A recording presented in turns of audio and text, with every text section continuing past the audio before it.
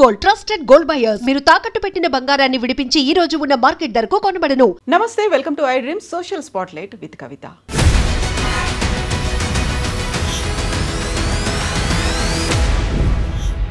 ఆదివారం రెండు తెలుగు రాష్ట్రాలని కుదిపేసేలాంటి ఒక వార్త. అది టెస్ట్ ట్యూబ్ బేబీ సెంటర్లలో ఎవరిదో వీర్యాన్ని తెచ్చి ఇచ్చి దాన్ని డెవలప్ చేసి టెస్ట్ ట్యూబ్ బేబీ ద్వారా ఈ సంతానం మీ పిల్లే అని ఇవ్వడం అనే వార్త. ఎందుకని ఇలాంటి అక్రమాలు జరుగుతున్నాయి? చూసి చూడనట్టుగా వదిలేస్తున్నారా?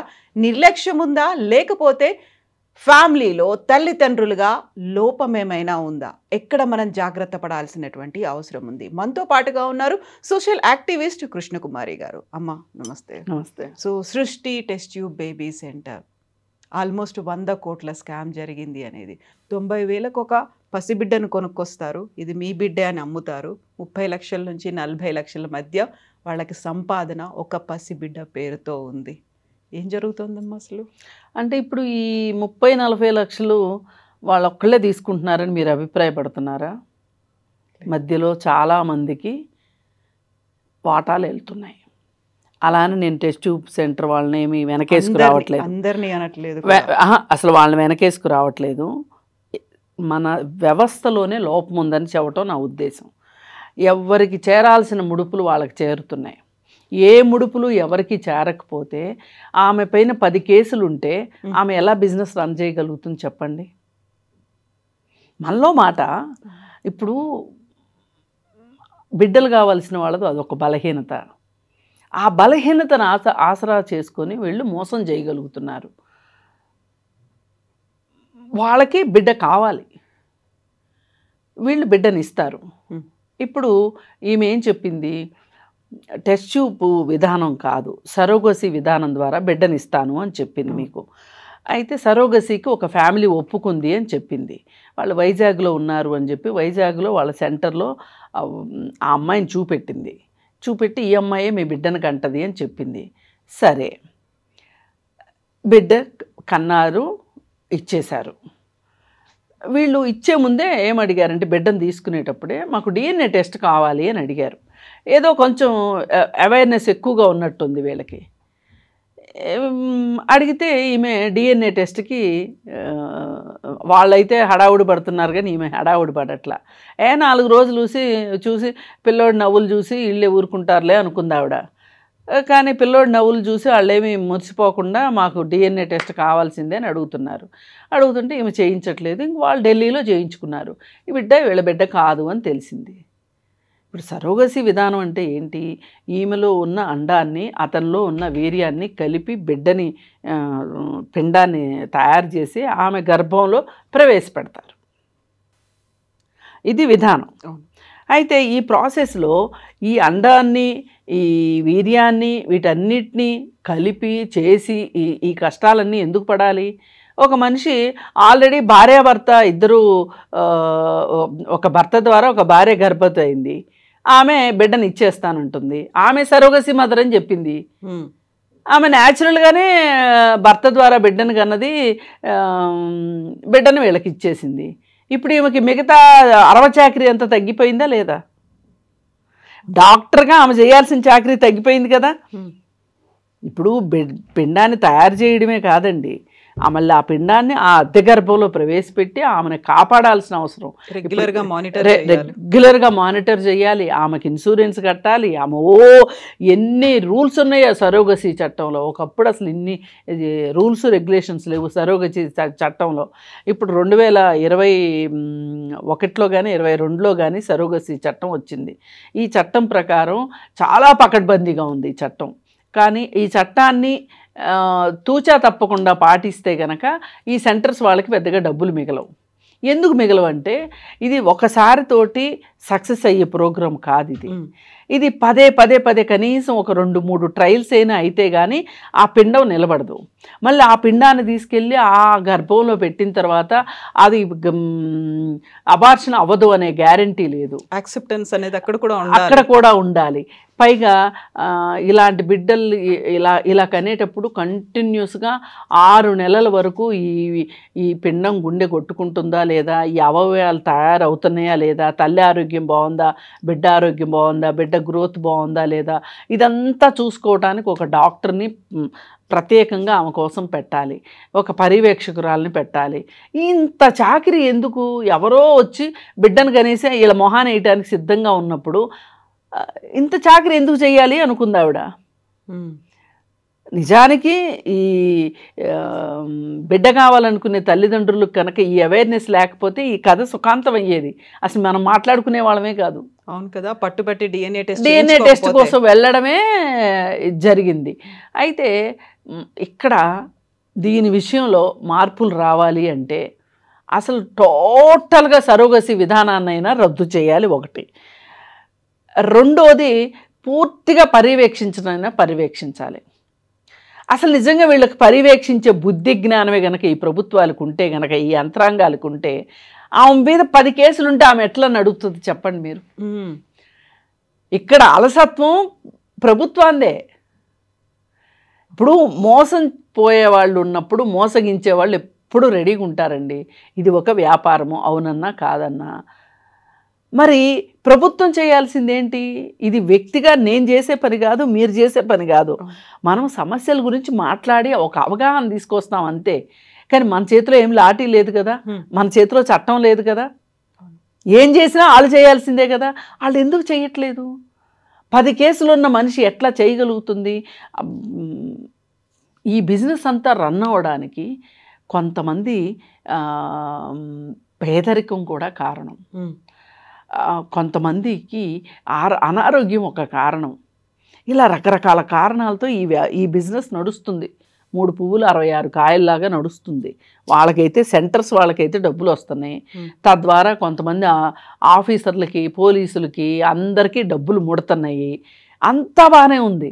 కానీ నష్టపోయేది ఎవరు అంటే వీళ్ళ మాటలు నమ్మి ఈ వైద్యం చేయించుకుంటూ ఆరోగ్యాలు పోగొట్టుకుంటున్న ఆడవాళ్ళ పరిస్థితి దీనమైన పరిస్థితి అండి. ఓకే, బిడ్డను కనలేదు. ఏ తల్లి అయినా సరే బిడ్డని కనలేకపోతే 1-2 ట్రయల్స్ వేస్తుంది. ఆ తర్వాత ఆ ట్రయల్స్ వేయడానికి ఒక నరకం చూస్తారు ఆడవాళ్ళు. ఈ ఫెర్టిలిటీ సెంటర్స్కి వెళ్ళే ఆడవాళ్ళ పరిస్థితిని కనుక మనము వాళ్ళు డైరెక్ట్గా చెప్పకపోవచ్చు, కానీ మనకి వ్యక్తిగతంగా చెప్తారు. నేను కొంతమంది మాటలు విన్నాను, నాకు అనిపించింది నిజంగా బిడ్డల్ని కనాలనుకుంటే న్యాచురల్గా బిడ్డలు పుడితే అంత అదృష్టం ఇంకొకటి లేదు.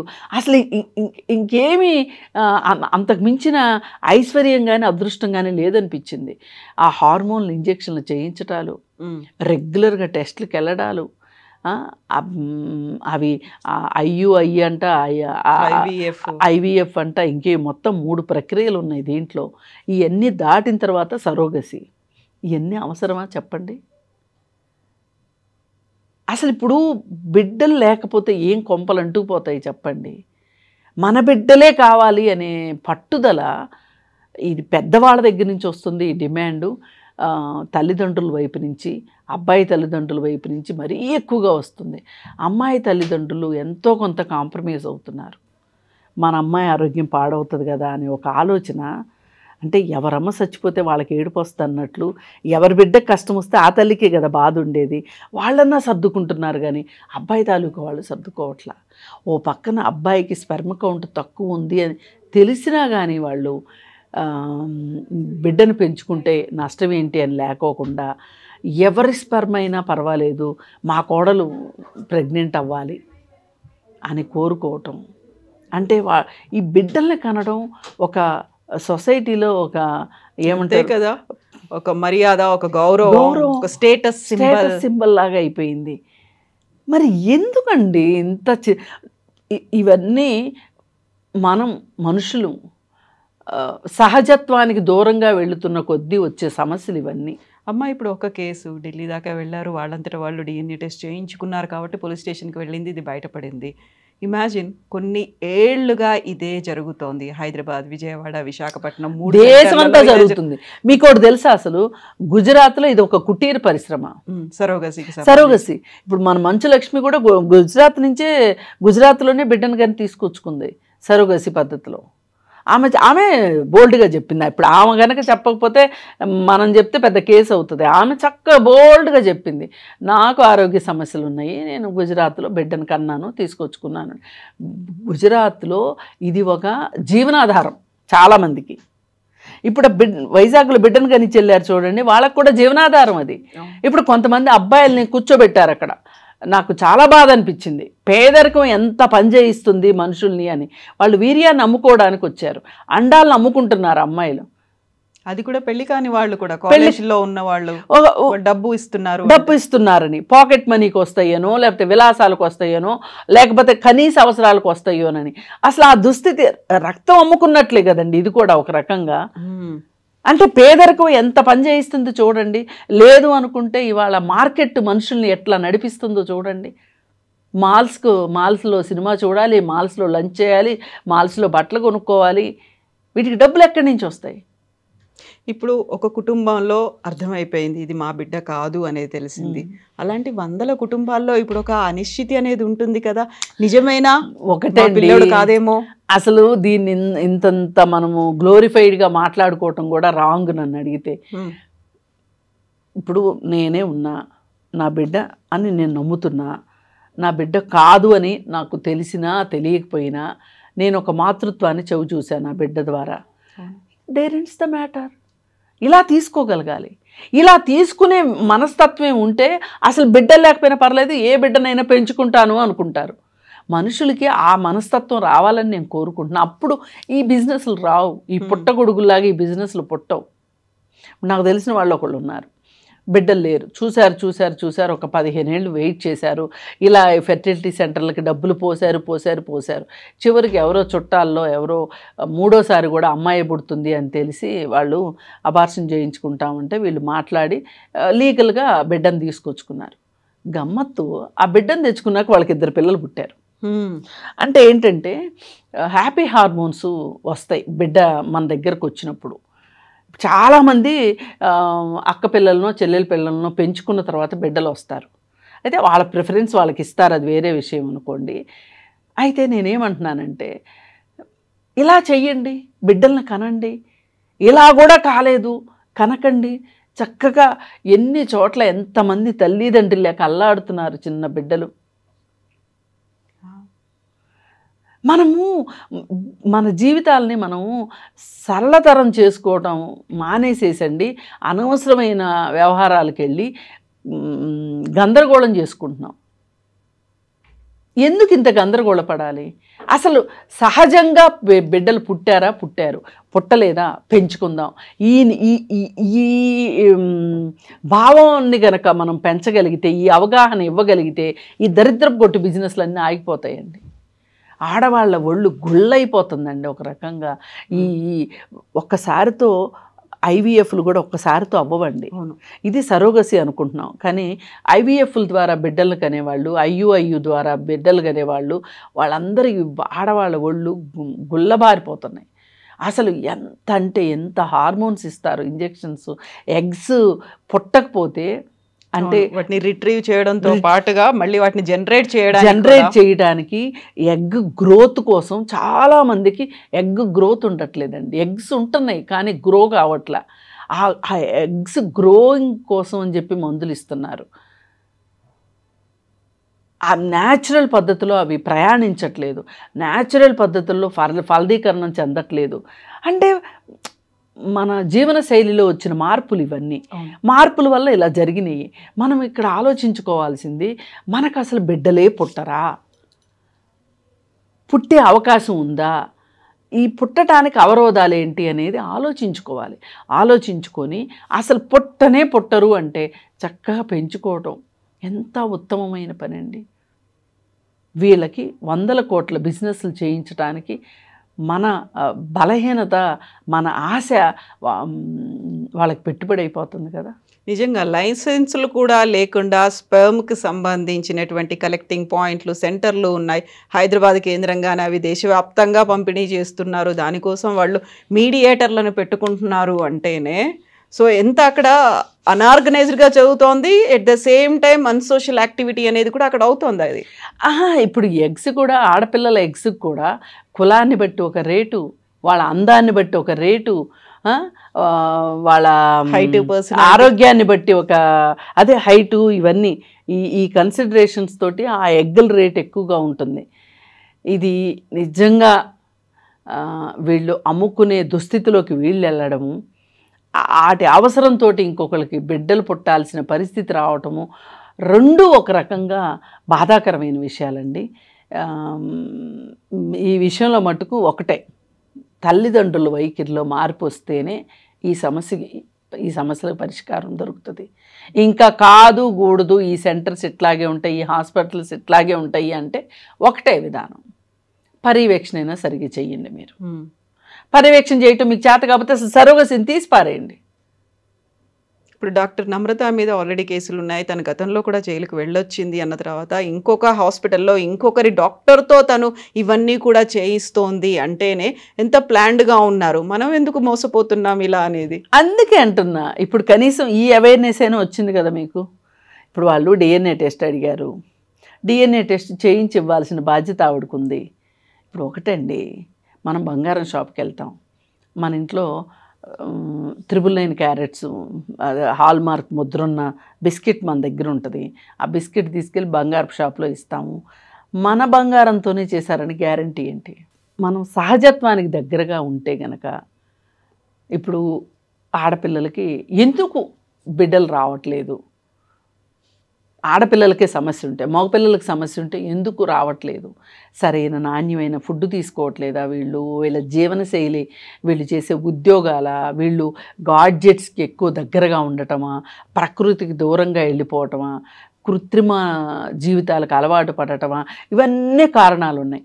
ఇవన్నీ తెలియనంత అమాయకులు అయితే ఎవ్వరూ కాదండి, అన్నీ తెలుసు మనకి ఈరోజు. కాకపోతే దీనికి మించి ఇంకోటి ఏదో ఆల్టర్నేట్గా ఉంది, ఆ ఫెసిలిటీ అనేది ఉంది, టెక్నాలజీ వచ్చింది కదా, అది హెల్ప్ చేస్తుంది అనే ఇంకొక భావన.